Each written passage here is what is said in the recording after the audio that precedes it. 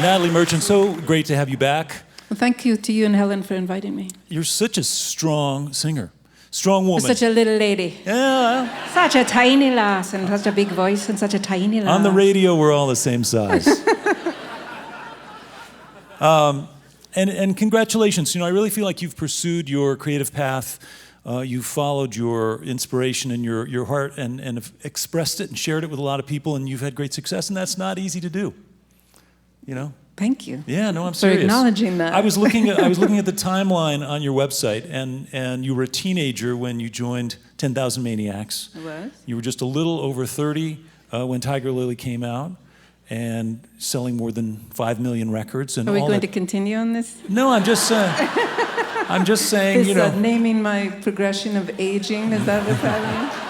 And here's your first grade teacher. It's 66, and now it's 66 years old. It's a wonder she's still standing. No, what I mean really is I'm not that, afraid of my age. Go ahead. And again, we all look great on the radio. We're all ageless on the radio, aren't we? But you do look damn good also. So just for those who are listening and can't tell, you look great.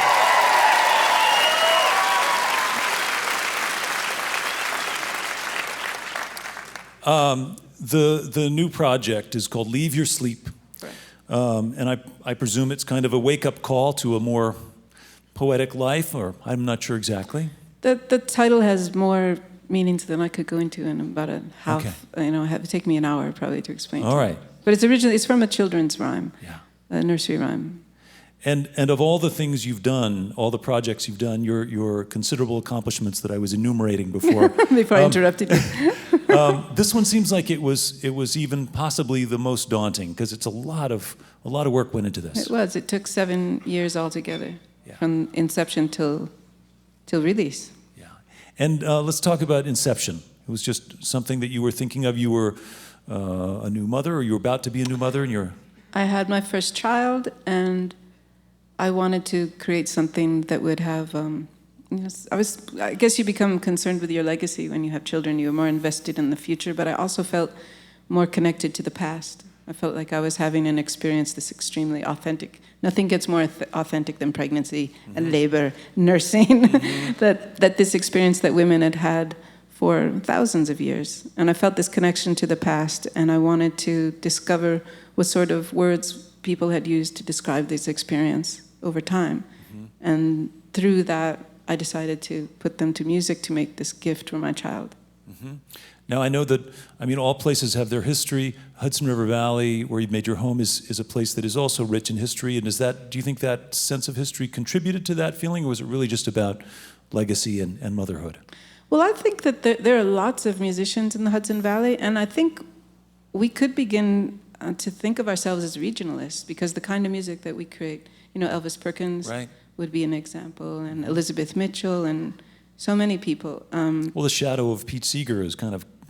It looms large. It looms large in that neighborhood, yeah.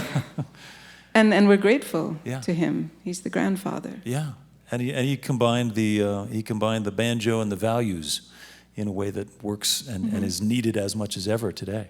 And I think that when I think of Hudson Valley regionalism, I have to acknowledge that the type of music that we make there isn't made anywhere else. Right. Couldn't be made in a city. It's very pastoral. It's very much a product of the countryside. And were you a kid? I know Jamestown on the other side of the state is, someone once described as the Liverpool of New York State. Kind of like it's a little bit of a rough place sometimes. The Rust Belt. Yeah. Were you a kid who grew up in Jamestown with poetry in your life? Was your family one that embraced poetry? No, but I was one of those kids that spent all my free time at the library. I never got a tan in the summer. I was at the library. I ride my bike to the library, spend the entire day, come home for dinner. Oh, wow. So. Well, it worked out. Yeah. Let that be a lesson to you kids out there listening. Go to the library. We just played a librarian convention in Portland. 10,000 librarians. Wow. Public library.